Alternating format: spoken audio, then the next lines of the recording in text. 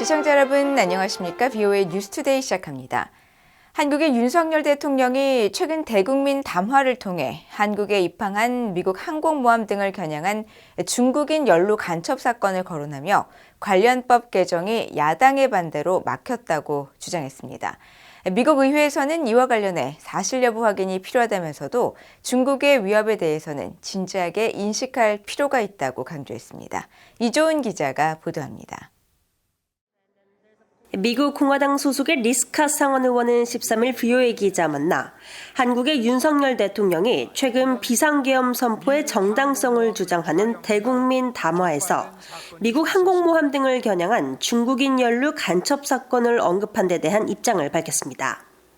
스캇 의원은 한국에서 정확히 어떤 일이 있었는지 세부적으로 알진 못한다면서도 중국의 위협은 진지하게 받아들여야 한다고 강조했습니다.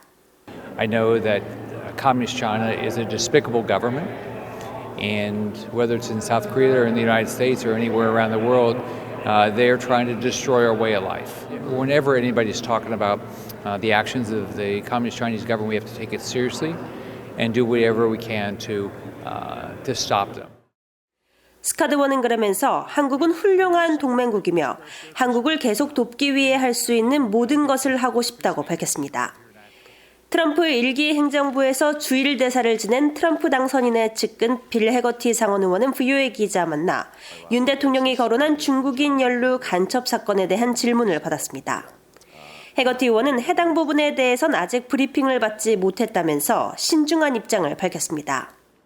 I'm not familiar with the national security issues that you just cited. I have not had a briefing on that, so I'm going to refrain from commenting on those specifics. But I understand that he's taken a very challenging political stance there in South Korea, and I understand he's in a very challenging time right now. 앞서 한국의 윤 대통령은 지난 10일 대국민 담화를 통해 비상계엄 선포권 행사는 사법심사의 대상이 되지 않은 통치 행위라고 주장하면서 탄핵이든 수사든 당당히 맞설 것이라고 밝혔습니다. 그러면서 지난 6월 중국인 3명이 무인기를 띄워 부산에 정박 중이던 미국 항공모함을 촬영하다가 적발되고 지난달에는 40대 중국인이 국가정보원을 촬영하다 붙잡혔지만 현행 법률론 외국인의 간첩 행위를 간첩죄로 처벌할 길이 없다고 밝혔습니다. 또 이런 상황을 막기 위해 간첩죄 조항을 수정하려 했지만 거대 야당은 완강히 가로막고 있다고 비판했습니다. 이와 관련해 중국 외교부의 마오닝 대변인은 정례 브리핑에서 한국 측의 언급에 깊은 놀라움과 불만을 느낀다고 말하고 한국 측이 내정 문제를 중국과 연관지어 이른바 중국 간첩이라는 누명을 꾸며내고 정상적 경제 무역 협력을 먹칠하는 것에 단호히 반대한다고 밝혔습니다. 한편 미국 의회에서는 민주당 의원들을 중심으로 한국에서 비상계엄 선포 또 해제 요구와 수용 등 민주적 절차가 수행된 데 대해 높이 평가하는 목소리가 이어졌습니다. The world has watched as the South Korean people and their elected legislature has stood up for democracy. It's been a real inspiration. Obviously, everyone is troubled by a leader who tries to seize control. But what's happened in South Korea is a reminder. Democracy truly resides with the people. VOA 뉴스 이조은입니다. 한국의 야당들이 윤석열 대통령 탄핵 사유로 북중러 대응 등 외교 정책을 포함시켰다가 이 부분을 2차 탄핵 소추안에서는 뺐습니다. 미국의 전문가들은 북중러 대응 외교 정책을 탄핵의 명분으로 삼는 것은 정치적 주장일 뿐이라고 지적하면서 그런 것은 미국 정부가 추진하는 미한일 협력이 훼손되고 동맹이 마찰을 빚는 요인이 될 수 있다고 우려했습니다. 김영교 기자가 보도합니다. 미국의 외교안보 전문가인 로버트 서터 조지 워싱턴대 엘리엇 스쿨 국제 관계학 교수는 12일 한국 야당이 윤석열 대통령 탄핵안을 제출하면서 외교 정책을 문제 삼은 데 대해 매우 편협한 주장이라고 지적했습니다. 대외 정책 추진에 있어 정당마다 선호가 다를 수 있는데 그것을 옳다, 그르다는 식으로 평가하는 건 가능하지도 않고 무의미하다는 겁니다. Well, it's a very partisan statement, and it's too bad. I'm sorry they're doing that. My sense was that the progressives obviously didn't like what he was doing with Japan, but that grounds for impeachment, that seems really a stretch. How that kind of policy preference would be grounds for impeachment. But nothing illegal about that. 한국 야당이 윤 대통령의 외교 정책을 탄핵 사유로 거론한 게 미국의 적지 않은 우려 사안이 될 수 있다는 지적도 나옵니다. 조지 로페즈 미국 노트르담대 명예교수는 북한이 대미, 대남 적대시 정책을 강화하고 러시아에 무기를 제공하면서 군대를 파병하는 등 전략적 협력을 더욱 심화하는 상황은 미한일 협력 증진 등 미국의 영내 정책이 옳았음을 입증하는 예로 인식될 것이라고 지적했습니다. So there's a way in which, as things become either more deteriorated in Seoul or the critique of Yoon's policy points to the deterioration of Kim relationships with the North and similar relationships with China, it plays into a North Korea narrative. And I'm not sure that's in South Korea's interest. 앞서 한국의 윤석열 대통령은 지난 3일 밤 비상계엄을 선포했으며 한국 국회는 이에 대응해 비상계엄 해제 요구 결의안을 통과시켜 무력화했습니다. 이어 더불어민주당 등 6개 야당은 윤 대통령 탄핵 소추안을 발의하면서 윤 대통령이 가치 외교라는 미명하에 지정학적 균형을 도외시한 채 북한과 중국, 러시아를 적대시했다고 주장했습니다. 이 탄핵안은 7일 표결에 붙여졌지만 의결 정족수 부족으로 폐기됐고 이후 한국 야당들은 두 번째 탄핵 소추안을 발의하면서 내란 행위에만 초점을 맞추고 외교 정책과 야당 탄압 등 첫 번째 소추안에 포함됐던 내용들은 제외했습니다. 브루스 클링너 헤리티지 재단 선임 연구원은 미국 정부로서는 어렵게 성사된 미한일 3자 협력의 성과가 다시 원점으로 되돌려질 수 있다는 데 우려할 수 있다고 분석했습니다. Whether they would, rescind the Camp David agreements or rescind the agreement to share in real time missile warning information on North Korean missile launches remains to be seen. But so at a time when the incoming Trump administration would be looking for greater and stronger roles by our allies in the Indo-Pacific to address the growing China threat, we now are very much more uncertain as to what our two critically important allies will be doing.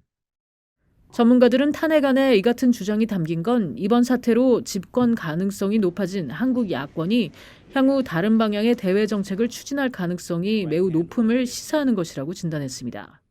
If the next South Korean administration really firmly pushes against a very China-centric U.S. Indo-Pacific strategy and really does push for more ambiguity and is less willing to engage in or participate in U.S.-led regional efforts, I do think there'll be differences of opinion, and there is potential for significant alliance friction or tension, if you will. 워크 연구원은 그러면서 이 같은 사안은 트럼프 정부 집권 후 정책 추진 방향에 따라 미한 정부가 극명한 불일치를 보이지 않을 수도 있지만 상당한 의견 차이와 동맹 간 마찰, 긴장이 발생할 가능성도 있다고 전망했습니다. VOA 뉴스 김연규입니다. 일본 외무성은 비상계엄을 선포했던 윤석열 한국 대통령에 대해 한국의 야당이 탄핵 사유로 일본 중심 외교를 1차 탄핵안에 명시한 것과 관련해 한일 양자협력과 미한일 3자 협력의 중요성을 거듭 강조했습니다. 일본 외무성은 13일 윤 대통령의 외교 정책을 일본 중심의 기이한 외교 정책이라고 주장한 한국 6개 야당의 1차 탄핵 소추안에 대한 VOA의 논평 요청에 즉답 대신 한국은 국제사회의 다양한 이슈에 대해 파트너로서 협력해야 하는 중요한 이웃 국가라고 밝혔습니다. 이어 현재의 전략적 환경 아래 한일 관계의 중요성은 변함없으며 우리는 한국과 계속 긴밀한 소통을 유지할 것이라고 강조했습니다. 또 미한일 협력에 대해서도 일본 주변 지역의 안보 환경이 점점 더 심각해지고 있는 상황에서 복잡한 국제적 도전에 효과적으로 대응하는 데 일본과 미국, 한국 간의 전략적 협력은 그 어느 때보다 중요해졌다면서 일본과 미국, 한국은 앞으로도 긴밀히 협력할 것이라고 밝혔습니다.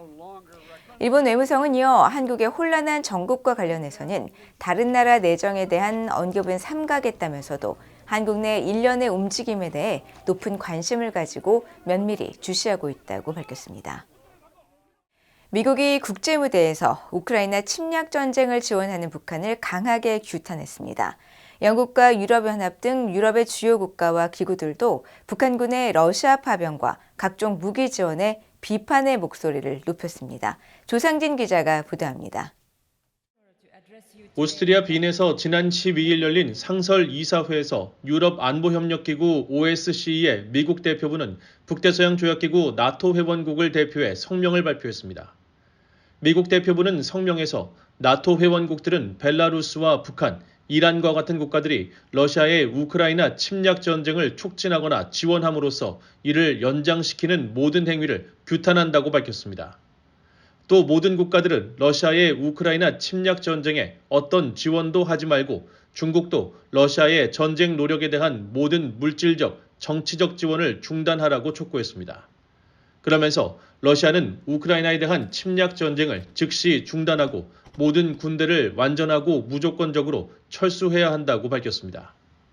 유럽 국가들도 러시아를 지원하고 있는 북한을 성토했습니다. 유럽 안보협력기구 주재 유럽연합 EU 대표부는 이날 성명에서 EU는 북한이 유엔 헌장 및 국제법의 기본 원칙뿐 아니라 다수의 유엔 안보리 결의안을 위반하며 우크라이나에 대한 침략 전쟁을 지원하기 위해 러시아의 병력을 파견하고 무기를 제공한 행위를 강력히 규탄한다고 밝혔습니다. 이어 이 같은 불안정하고 불법적인 행동은 유럽에서 인도태평양 지역에 이르기까지 영내 및 국제 평화와 안보를 위협한다고 지적하고 러시아와 북한은 불법적 군사협력을 즉각 중단하고 북한군을 철수시키라고 촉구했습니다.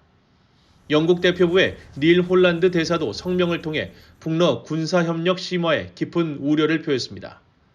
홀란드 대사는 특히 우리는 러시아가 이란 및 북한과의 협력을 위험하게 확대하는 것을 목격했으며 여기에는 탄도미사일 제공과 수천 명의 북한군을 유럽 땅에 배치하는 것이 포함된다고 비판했습니다. 그러면서 이는 다수의 유엔 안보리 결의 위반이며 유럽과 인태지역 안보에 심각한 영향을 미친다고 밝혔습니다. 이런 가운데 유럽 주요국 외교장관들은 이날 공동 성명을 발표하고 북러 군사협력을 비판했습니다. 영국과 독일, 이탈리아, 폴란드, 스페인, 우크라이나 등 유럽 주요국 외교장관들과 EU 외교안보정책 고위 대표는 성명에서 러시아가 우크라이나의 도시와 주요 민간 기반 시설에 대한 잔혹하고 의도적인 공격과 북한군 배치, 우크라이나 공격을 위한 중거리 탄도미사일 사용을 통해 침략 전쟁을 확대하기로 결정한 것을 강력히 규탄한다고 밝혔습니다. 그러면서 러시아의 침략에 대항한 우크라이나의 방어 권리를 계속 지지할 것이며 추가적인 유럽 자금 지원을 통해 우크라이나에 대한 군사, 경제, 재정적 지원을 늘려나갈 것이라고 강조했습니다. VOA 뉴스 조상진입니다. 러시아가 북한과 체결한 포괄적 전략 동반자 관계 조약을 공식화하면서 미국을 향해 위협적인 언사를 한 데 대해 미국 정부는 영내 안정을 해치는 것은 북러 협력 심화라고 반박했습니다. 국무부 대변인은 13일 VOA의 관련 논평 요청에 북한과 러시아 간에 확대되는 군사적 협력은 영내 안정을 해치고 국제 비확산 체제를 훼손한다고 지적했습니다. 그러면서 러시아와 북한 간 협력 강화는 한반도의 평화와 안정을 유지하고 국제 비확산 체제를 지키며 유엔 안보리 결의를 준수하고 러시아의 잔혹한 전쟁에 맞서 자위권을 행사하고 있는 우크라이나 국민들을 지원하는 데 관심이 있는 이들이라면 누구나 관심을 가져야 할 추세라고 강조했습니다. 앞서 미하닐 갈루진 러시아 외무부 차관은 지난 12일 모스크바 주재 북한 대사관에서 열린 북러 조약 발효 기념행사에서 미국과 동맹국들은 조약이 발효됨에 따라 러시아와 북한을 상대로 공개적 공격을 감행할 경우 초래될 수 있는 파괴적 결과를 염두에 둬야 한다고 말했다고 러시아 관영 타스통신이 보도했습니다. 러시아 접경 지역인 북한 두만강역에서 선로를 덮은 대형 구조물이 포착됐습니다. 이 구조물은 북러 접경 지역의 북한 쪽 지대를 촬영한 지난 11일자 플래넷랩스의 위성사진에서 확인됐으며 역 건물 바로 앞 승강장과 선로 위에 지붕 형태로 세워져 있습니다. 구조물의 길이와 폭은 각각 300m와 30m로 두만강역에 정차하거나 이곳을 통과하는 열차를 가리기에 충분한 크기입니다. 앞서 러시아 관영 스푸트니크 통신은 국영철도회사 러시아 레일을 인용해 북한 두만강역과 러시아 하산역을 오가는 열차가 이달 16일부터 일주일에 3차례 운영된다고 보도했는데 해당 시설이 열차 재개통과 연관이 있는지 주목됩니다. 특히 이 구조물은 역 전체와 바로 앞 선로를 가린다는 점에서 양국이 무언가를 은폐하려는 것은 아닌지 관심입니다. 앞서 백악관은 이곳을 러시아가 우크라이나 전장에서 사용할 보병 로켓과 탄약, 미사일 등을 열차를 통해 옮긴 곳이라고 지적한 바 있어 러시아에 무기를 제공하고 병력을 파병한 북한이 이곳을 통해 무기 운송이나 병력 수송을 지속하려는 것은 아닌지 주목됩니다. 국제뉴스입니다. 미국과 영국, 프랑스, 독일, 일본, 이탈리아, 캐나다 등 주요 7개국 G7 정상들이 독재 정권 붕괴 이후 과도 정부를 구성한 시리아의 정치적 전환에 대한 지지를 표명했습니다. G7 정상들은 미국 백악관이 12일 공개한 공동 성명에서 시리아 국민에 대한 우리의 공약을 재확인하고 유엔 안전보장이사회결의 제2545의 원칙에 따라 시리아인들이 직접 주도하는 포괄적 정치 전환 과정을 전폭적으로 지지할 것이라고 밝혔습니다. 아울러 법치 존중과 여성 권리 등 보편적 인권과 종교적, 인종적 소수를 포함하는 모든 시리아인 보호와 투명성과 책임을 보장하는 통치 체제로의 전환을 지원할 준비가 돼 있다고 강조했습니다. G7 정상들은 또 이스라엘과 시리아 사이에 위치한 골란 고원을 감시하는 유엔 교전 중지 감시군의 활동에 대한 지지도 재확인했습니다. 시리아 정부군과 반군 간 내전이 시작된 해인 2011년 채택된 이 안보리 결의는 내전의 정치적 해결을 위한 주요 원칙과 계획 등을 명시하고 있습니다. 프랑스 하원의 정부 불신임한 처리로 전국 혼란인 프랑스의 에마뉘엘 마크롱 대통령이 범여권 중도파 정당 모뎀의 프랑수아 바이루 대표를 새로운 총리로 임명했습니다. 프랑스 엘리제궁은 13일 성명을 통해 대통령이 프랑수아 바이루를 총리로 임명해 정부 구성에 임무를 맡겼다고 밝혔습니다. 이번 프랑스 신임 총리 지명은 지난 5일 정부 예산안을 둘러싼 여야 대치 끝에 하원이 정부 불신임안을 가결하면서 미셸 바르니에 총리 정부가 물러난 데 따른 조치입니다. 바이루 신임 총리는 지난 2017년 마크롱 대통령 당선 이후 그를 지지해온 인물로 2002년과 2007년, 2012년 대선 후보로도 나선 바 있으며 2017년 법무부 장관으로 임명됐다가 의회 보좌관 채용 스캔들로 사임했었습니다. 러시아가 현지 시간으로 13일 이른 시각 우크라이나 곳곳의 에너지 기반 시설에 미사일 등을 동원한 대규모 공습을 벌였다고 볼로디미르 젤렌스키 우크라이나 대통령이 밝혔습니다. 젤렌스키 대통령은 이날 성명에서 러시아가 미사일 93발과 드론 200여 기를 동원한 공격을 가해 총 81발의 미사일이 격추됐다고 밝혔으며 드론에 대해서는 언급하지 않았다고 로이터 통신이 보도했습니다. 보도에 따르면 안드리 시비하 우크라이나 외무장관은 러시아의 이번 공격은 우크라이나의 에너지를 고갈시키는 것이 목표라고 밝혔으며 우크라이나 에너지업계 소식통은 러시아가 우크라이나 내 변전소들을 겨냥했으며 과거보다 가스 시설에 대한 공격이 늘었다면서 동절기를 맞아 러시아군은 에너지 시설에 대한 공격은 늘려 지난달부터 이어진 공격으로 수백만 명이 장시간 단전을 겪었다고 밝혔습니다. 미국과 중국이 과학기술협정 STA를 5년 연장하기로 했습니다. 중국 과학기술부는 13일 성명에서 양국 정부 대표가 이날 베이징에서 양국 정보과학기술협력 협정 개정과 연장에 관한 의정서에 서명하고 이를 교환했으며 이에 따라 이 협정은 5년간 연장된다고 밝혔습니다. 이와 관련해 미국의 블룸버그 통신은 미국 국무부 고위당국자를 인용해 이번에 서명된 협정에는 투명성을 높이고 어느 한쪽이 위반 사항을 개선하지 못할 경우 협정을 종료하는 조항을 추가해 미국의 이익을 보호하고자 했다고 보도했습니다. 미중 과학기술협정 STA는 1979년 미국과 중국 수교 당시 함께 체결된 첫 양자협정으로 당시 중국 최고 지도자 덩샤오핑과 미국의 지미 카터 대통령이 서명했습니다. 이 협정은 농업과 에너지, 환경, 핵 융합 등 두 나라 연구자들에 대한 재정적, 법적, 또 정치적 지원을 중심으로 하고 있습니다. 이상으로 BOA 뉴스투데이를 모두 마칩니다. 시청해주신 여러분 고맙습니다.